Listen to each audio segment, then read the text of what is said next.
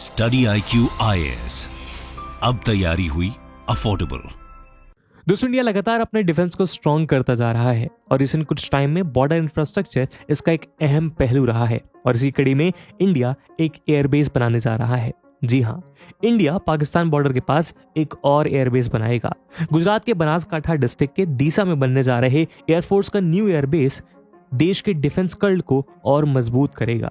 ये एयरफोर्स का 52nd station होगा।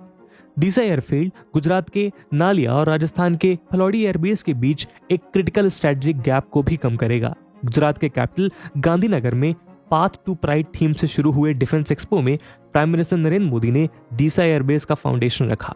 इस मौके पर प्राइम मिनिस्टर ने कहा कि दीसा में जब इंडियन एयरफोर्स के फाइटर एयरक्राफ्ट तैनात होंगे तब वो किसी भी ऑडेसिटी का बेटर वे में रिस्पॉन्ड कर सकेंगे। आज के डिस्कशन में हम दीसा एयरबेस के बारे में जानेंगे और इस वीडियो के माध्यम से हम इस बात पर भी चर्चा करेंगे कि इसके बनने से पाकिस्तान के अंदर क्यों पैनिक है और ये स्ट्रैटेजिकली इंडिया के लिए कितना यूजफुल है और इसके बनने से देश के कौन कौन से स्टेट्स पूरी तरह सेफ रहेंगे। लेकिन दोस्तों, आगे बढ़ने से पहले मैं आपको बता दूं कि इस वीडियो की इंपॉर्टेंस यूपीएससी मेंस के GS3 के पर्सपेक्टिव से काफी ज्यादा है। इसके बारे में हम वीडियो के अंत में और भी बात करेंगे, पर फिलहाल के लिए अपने डिस्कशन को हम आगे बढ़ाते हैं। अभी नहीं तो कभी नहीं दोस्तों, यूपीएससी प्रीप्लस मेंस के लिए स्टडी IQ का last live foundation batch launch हो चुका है, जिसमें कुछ ऐसे यूनिक फीचर्स हैं जो आपको कहीं नहीं मिलेंगे। 900+ आवर्स का लाइव कंटेंट, यूपीएससी की आयरन गेट यानी प्रीलिम्स में आपको परिपक्व करने के लिए प्रीलिम्स के प्रैक्टिस क्वेश्चंस दिए जाएंगे, आपके मेंस के आंसर में डिफरेंट डायमेंशंस ऐड करने के लिए और आपके सोचने के तरीके में डिफरेंट पर्सपेक्टिव्स ऐड करने के लिए मेंस की आंसर राइटिंग प्रैक्टिस करवाई जाएगी और आपके डाउट्स को किसी भी समय क्लियर करने के लिए आपको एक गेम चेंजिंग फीचर मिलेगा जो है 1-to-1 मेंटोरशिप, जिसके अंतर्गत आपको एक मेंटोर अलॉट किए जाएंगे जिनके साथ आप एकेडमिक और नॉन एकेडमिक डाउट्स कभी भी क्लियर कर सकते हैं और रेगुलर बेसिस पे फॉर्मर एंड वर्किंग ब्यूरोक्रेट्स के साथ ग्रुप मेंटोरशिप भी इन बैचेस का इंपॉर्टेंट फीचर है। और दोस्तों, ये सब कुछ आपको मिल सकता है मात्र 18,999 के सुपर डिस्काउंटेड प्राइस पे अगर आप AG live coupon code use करते हैं। इन बैचेस में एडमिशन की लास्ट डेट 31 अक्टूबर है, जिसमें क्लासेस की टाइमिंग इवनिंग 6 PM रहेगी। तो अब आप भी अपनी यूपीएससी की तैयारी की तरफ एक फाइनल कदम उठाइए और AG लाइव कूपन कोड को यूज करके देश के सर्वश्रेष्ठ यूपीएससी लाइव बैचेस को ज्वाइन करिए। हिंदी में यूपीएससी से संबंधित प्रोग्राम्स को देखने के लिए सब्सक्राइब करें स्टडी IQ IAS हिंदी। दोस्तों, किसी भी कंट्री की एयरफोर्स की स्ट्रेंथ और कैपेबिलिटी इस बात पर डिपेंड करती है कि उसकी फ्लीट में कितने एयरक्राफ्ट्स हैं और उन्हें ऑपरेट करने के लिए कितने एयरबेस हैं। इंडिया जैसी ज्योग्राफिकल कंडीशन वाले देश में एयरबेस की इंपॉर्टेंस और ज्यादा बढ़ जाती है। इसीलिए इंडिया अपनी वॉर फ्लीट में नेक्स्ट जनरेशन के फाइटर एयरक्राफ्ट्स के साथ साथ डिफेंस एयरबेस के नंबर्स इंक्रीज करता रहा है। गुजरात के बनासकांठा में बनने वाले न्यू एयरबेस वेस्टर्न बॉर्डर पर इंडिया का नया पहरेदार होगा। साउथ वेस्ट एयर कमांड में अभी गुजरात के कच्छ के भुज और नालिया में एयरफोर्स के एयरबेस हैं। वहीं राजस्थान के जोधपुर, जयपुर और बाड़मेर में एयरबेसेस हैं। ऐसे में इस एयरबेस के बनने से गुजरात के साथ साथ साउथ वेस्ट एयर कमांड की भी ताकत बढ़ेगी। इसके बनने से वेस्टर्न बॉर्डर पर ग्राउंड एंड सी ऑपरेशंस बेहतर तरीके से हो पाएंगे। लेकिन दीसा में एयरबेस बनने की स्ट्रेटेजिक इंपॉर्टेंस प्रोजेक्ट को अप्रूवल मिलने और फाउंडेशन स्टोन रखे जाने तक करीब 2 डिकेड से ज्यादा का वक्त लग गया। दीसा में एयरबेस बनने का आइडिया 2000 में Atal Bihari Vajpayee led NDA government के दौरान आया था। तब इसके लिए लैंड एक्वायर भी करी गई थी, लेकिन इसके बाद भी इस पर काम शुरू नहीं हो सका था। सेंट्रल में दोबारा बीजेपी गवर्नमेंट आने के बाद इस पर 2017 से फिर से तेजी आई। इस बीच गुजरात के बनासकांठा में आए फ्लड्स में रिलीफ वर्क के दौरान आई परेशानी के बाद दीसा एयरबेस को प्रायोरिटी मिली। मार्च 2018 में प्राइम मिनिस्टर नरेंद्र मोदी की अध्यक्षता वाली कैबिनेट कमेटी ऑन सिक्योरिटी यानी कि CCS ने फाइटर बेस के इस प्लान को अप्रूव किया था, जिसके बाद union finance minister Nirmala Sitharaman ने इसके लिए बजट एलोकेट किया था। अब प्राइम मिनिस्टर नरेंद्र मोदी ने उम्मीद जताई है कि दीसा एयरबेस रिकॉर्ड समय में तैयार हो जाएगा। प्राइम मिनिस्टर के मुताबिक 21 महीने में ये एयरबेस बन जाएगा, यानी 2024 तक इसका काम पूरा हो जाने की उम्मीद है। इसे बनाने के लिए 1000 करोड़ रुपीस खर्च किए जाएंगे। हालांकि एक्सपर्ट्स का मानना है कि इस एयरबेस को पूरी तरह से डिफेंस एंड वॉर के अकॉर्डिंग डेवलप करने में इससे कई ज्यादा रकम खर्च करनी होगी। एक अनुमान के मुताबिक इस पर 4000 करोड़ का खर्चा हो सकता है। दीसा में एयरबेस करीब 4500 एकड़ में बनेगा। इसके कंस्ट्रक्शन के दौरान फर्स्ट फेज में एयरपोर्ट पर रनवे, टैक्सीवे और एयरक्राफ्ट हैंगर बनाए जाएंगे। ये एयरबेस सिक्योरिटी के मद्देनजर smart fencing, ground water recharging facilities, sensor based lightning और सोलर पावर फार्म से इक्विप्ड होगा। इस एयरबेस के कंस्ट्रक्शन में कई इंडिजिनस टेक्निक का भी इस्तेमाल किया जाएगा। वहीं इसके सेकेंड फेज में दूसरे टेक्निकल इंफ्रास्ट्रक्चर डेवलपमेंट किए जाएंगे। डीसा में मौजूदा वक्त में 1000 मीटर के रनवे के साथ सिर्फ एक एयर स्ट्रिप है, जिसका यूज सिविल और चार्टर एयरक्राफ्ट के ऑपरेशंस और वीवीआईपी मूवमेंट्स के लिए हेलीकॉप्टर लैंडिंग के लिए होता है। इस एयर स्ट्रिप को अनरिजर्व तरीके से क्लासिफाइड किया गया है, इसीलिए ये रीजनल कनेक्टिविटी स्कीम यानी आरसीएस उड़ान के तहत भी डेवलपमेंट के लिए एलिजिबल है। ये एयरबेस इंटरनेशनल बॉर्डर से सिर्फ 130 किलोमीटर की डिस्टेंस पर है, जिस वजह से इसके बनने के बाद एयरफोर्स की मौजूदगी बॉर्डर से काफी करीब हो जाएगी और दुश्मन अगर कोई नापाक हरकत करेगा तो उसे मुंह तोड़ जवाब दिया जा सकेगा। हमारे फाइटर प्लेन्स महज 2 मिनट में इंटरनेशनल बॉर्डर में घुसकर दुश्मनों पर अटैक करने में सक्षम होंगे। दोस्तों, डीसा एयरबेस की लोकेशन काफी स्ट्रेटेजिक है, इसी वजह से वेस्टर्न बॉर्डर की सिक्योरिटी के लिए ये गेम चेंजर माना जा रहा है। डीसा एयरबेस की खास बात यह है कि इसके रनवे से न्यू जनरेशन के फाइटर एयरक्राफ्ट का टेक ऑफ और लैंडिंग हो सकेगा। इस एयरबेस से Boeing C-17 Globemaster, Sukhoi, MiG, Tejas और मिग-29 जैसे फाइटर एयरक्राफ्ट उड़ान भर सकेंगे। ये एयरबेस इंडिजिनस हेलीकॉप्टर और डीआरडीओ के इंडिजिनस रडार का नया ठिकाना होगा। वहीं डीसा एयरबेस पर फाइटर एयरक्राफ्ट को दुश्मन के अटैक से बचाने के लिए यहाँ next generation hardened aircraft shelter यानी NGHS भी बनाया गया है। ये बंकर्स इतने स्ट्रांग होंगे कि इन पर 1000 किलोग्राम वजनी बॉम्ब से अटैक होने पर भी एयरक्राफ्ट का कुछ नहीं बिगड़ेगा। सेंट्रल गवर्नमेंट ने इनके लिए 5500 करोड़ रुपीस अप्रूव किए हैं। आपको बता दें कि देश से लगे बॉर्डर्स पर 108 NGHS यानी next generation hardened aircraft shelter बनाए जाने वाले हैं।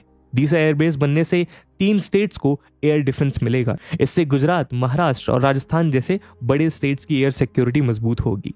साउथ वेस्टर्न एयर कमांड यानी कि स्वाक का हेडक्वार्टर्स गांधीनगर में है, जिसके अंडर गुजरात, महाराष्ट्र और राजस्थान के एयर बेसेस आते हैं। आपको बताते चलें कि मौजूदा वक्त में इंडियन एयरफोर्स 7 एयर कमांड्स को ऑपरेट करती है। न्यू दिल्ली में वेस्टर्न कमांड और शिलोंग में ईस्टर्न एयर कमांड है, जबकि प्रयागराज में सेंट्रल एयर कमांड और तिरुवनंतपुरम में सदर्न एयर कमांड मौजूद है। वहीं गांधीनगर में south western air command, Bengaluru में ट्रेनिंग कमांड और नागपुर में मेंटेनेंस कमांड है। इसमें उत्तर प्रदेश का हिंदौन लार्जेस्ट एयर बेस है। इन सभी कमांड्स का हेड एयर मार्शल रैंक के एक air officer commanding in chief होते हैं। वेस्टर्न कमांड सबसे बड़ी एयर कमांड है, जिसमें जम्मू कश्मीर, पंजाब, हरियाणा, हिमाचल प्रदेश और उत्तर प्रदेश के टोटल 16 एयर बेस हैं। वहीं ईस्टर्न एयर कमांड ईस्टर्न और नॉर्थ ईस्ट इंडिया के 15 एयर स्टेशंस को ऑपरेट करती है, जबकि southern air command southern India के 9 एयर स्टेशंस और अंडमान एंड निकोबार आइलैंड के 2 एयर स्टेशंस को ऑपरेट करती है। वहीं south western air command Pakistan के against front line of defence का काम करती है। बेहद इंपॉर्टेंट माने जाने वाली ये कमांड गुजरात, महाराष्ट्र और राजस्थान के टोटल 12 एयर स्टेशंस को ऑपरेट करती है। डीसा एयरबेस इसी एयर कमांड के अंडर बनने जा रहा है। डिफेंस एक्सपर्ट्स के मुताबिक इस एयरबेस के बनने से पाकिस्तान की घुसपैठ को काफी हद तक काउंटर किया जा सकेगा, क्योंकि बॉर्डर से काफी नजदीक होने की वजह से यहाँ से इंडियन फाइटर एयरक्राफ्ट्स की रीच और ज्यादा बढ़ जाएगी। वहीं वॉर की सिचुएशन में भी ये काफी इंपॉर्टेंट रोल प्ले करेगा, क्योंकि यहाँ डिटैचमेंट लगा दिया जाएगा, जिससे दुश्मन देश से मुकाबला करने में आसानी होगी। इसके अलावा डीसा एयरबेस दुश्मन के फाइटर एयरक्राफ्ट्स को रोकने के लिए भी दीवार का काम करेगा। ये एयरबेस पाकिस्तान के मीरपुर खास, जकोवाबाद और हैदराबाद एयरबेस से उड़ान भरने वाले F-16 फाइटर एयरक्राफ्ट्स के अगेंस्ट सिक्योरिटी आर्मर साबित होगा। अगर पाकिस्तानी फाइटर जेट्स गुजरात के इंडस्ट्रियल हब को टारगेट करने की कोशिश करेंगे तो उनकी पोटेंशियल को न्यूट्रलाइज किया जा सकेगा। इंडियन फाइटर एयरक्राफ्ट उन्हें हवा में ही आग के गोले में तब्दील करने में सक्षम होंगे। दरअसल पाकिस्तान पिछले कुछ सालों में गुजरात के सौराष्ट्र कच्छ रीजन से अटैच्ड बॉर्डर पर एक्टिव नजर आ रहा है। उसने सिंध प्रोविंस के हैदराबाद डिस्ट्रिक्ट के भुलारी में एक मॉडर्न मिलिट्री एयरफील्ड भी डेवलप किया है। इस एयरफील्ड में पाकिस्तान एयरफोर्स ने चाइना से मिले JF-17 फाइटर जेट्स को डिप्लॉय किया है। वहीं हैदराबाद बेस से कुछ ही दूरी पर पाकिस्तानी मरीन्स के SSG कमांडोज ने भी अपना बेस तैयार किया है। डिफेंस एक्सपर्ट्स के मुताबिक इस बेस कैंप से लश्कर तैयबा के टेररिस्ट को सी रूट से अटैक की ट्रेनिंग दी जाती है। वहीं वेस्टर्न बॉर्डर पर चाइना भी लगातार अपने ताकत को बढ़ाता रहा है। इंटेलिजेंस सोर्सेस के मुताबिक गुजरात बॉर्डर के पास मौजूद पाकिस्तानी एयरबेस पर चाइनीज एयरफोर्स भी एक्टिव रही है। वेस्टर्न बॉर्डर पर ऑयल एंड गैस एक्सप्लोरेशन के लिए ग्वादर की ओर जाते इकोनॉमिक कॉरिडोर को कनेक्ट करने के लिए भी चाइना ने एयरबेस बनाया है। इसमें खैरपुर डिस्ट्रिक्ट का कडानवली एयरबेस भी शामिल है। ये बेस भुज बॉर्डर के बिल्कुल सामने है। इंटरनेशनल बॉर्डर से ये मात्र 25 से 30 किलोमीटर की दूरी पर है। सिमिलरली चाइनीज सोल्जर्स बाड़मेर के मुनाबाव के सामने थाड़पारकर में भी एयरबेस बना रहे हैं। इसका डिस्टेंस भी इंडियन बॉर्डर से 25 किलोमीटर ही है। इसके अलावा कराची, जैकोबाबाद, क्वेटा, रावलपिंडी, सरगोड़ा, पेशावर, मिनोनवली और रिशालपुर के एयरबेसेस को भी मॉडर्नाइज किया गया है। पाकिस्तान की तरफ से इस एक्सपेंशन को देखते हुए इंडियन गवर्नमेंट ने दीसा एयरफील्ड की कंस्ट्रक्शन के लिए ग्रीन सिग्नल दिया था। वहीं दीसा एयरफील्ड से ह्यूमैनिटेरियन असिस्टेंस और डिजास्टर रिलीफ यानी HADR ऑपरेशंस को भी करना आसान होगा। दोस्तों, पाकिस्तान जिस तरह से गुजरात और राजस्थान बॉर्डर से अटैच्ड अपने रीजन्स में बेस कैंप बना रहा है और चाइना इसमें ना सिर्फ उसकी हेल्प कर रहा है बल्कि इलाकों में चाइनीज प्रेजेंस भी बढ़ा रहा है, ऐसे में इंडिया के लिए दीसा एयरबेस को डेवलप करना बेहद जरूरी हो गया था। डिफेंस एक्सपर्ट्स के मुताबिक इंडिया ने यूक्रेन वॉर से काफी सबक लिया है। इंडियन गवर्नमेंट देश की सिक्योरिटी के लिए कई जरूरी कदम उठा रही है। इस डायरेक्शन में इंडियन आर्मी को सेल्फ सपोर्टिंग बनाने की कोशिशें जारी हैं। इसका अंदाजा इसी से आप लगा सकते हैं कि आज की डेट में इंडिया न सिर्फ लीथल वेपन्स का स्टॉक इंक्रीज कर रहा है बल्कि इंफ्रास्ट्रक्चर डेवलपमेंट का काम भी तेजी से किया जा रहा है। इंडिया बॉर्डर से सटे इलाकों में अपने एयरबेस बना रहा है, साथ ही इन रीजन्स में इंफ्रास्ट्रक्चर भी डेवलप कर रहा है। वहीं पाकिस्तान और चाइना पर नजर रखने के लिए इंडिया ने तजिकिस्तान में भी अपने 2 एयरबेस तैयार किए हैं। एक एयरबेस आईनी और दूसरा फरखोर में है। ये दोनों स्ट्रैटेजिकली बेहद अहम हैं। यहाँ से इंडिया पाकिस्तान और चाइना की हरकतों पर नजर रखता है। दरअसल तजिकिस्तान की बॉर्डर चाइना, अफगानिस्तान और POK से जुड़ी है। चाइना से इसकी 520 किलोमीटर लंबी बॉर्डर जुड़ी है, जबकि अफगानिस्तान के साथ इसकी बॉर्डर की लंबाई 1420 किलोमीटर है। तजिकिस्तान और POK के बीच की दूरी सिर्फ 16 किलोमीटर है। वहीं सियाचिन भी यहाँ से करीब है। ऐसे में इंडियन आर्मी के लिए तजिकिस्तान के ये एयरबेस पाकिस्तान और चाइना पर नजर रखने के लिए बेहद अहम है। ये एयरबेस सियाचिन के वॉच टावर भी है, यानी ये जगह POK में पाकिस्तान की हरकतों पर नजर रखने के लिए भी सूटेबल है। आईनी और फरखोर एयरबेस से इंडियन एयरफोर्स कुछ ही मिनट्स में दुश्मनों के ठिकानों को तबाह करने में सक्षम है। अगर आप चाहते हैं इन पर अलग से वीडियो बनाए तो प्लीज कमेंट सेक्शन में जरूर बताइएगा। तो दोस्तों, आज हमने बात करी दीसा एयरबेस की, उसकी स्ट्रेटेजिक इंपॉर्टेंस और फ्यूचर प्रोस्पेक्ट्स की। आपके हिसाब से दीसा एयरबेस और किन सिक्योरिटी थ्रेट्स को काउंटर करने में काम आ सकता है, कमेंट सेक्शन में जरूर बताइएगा।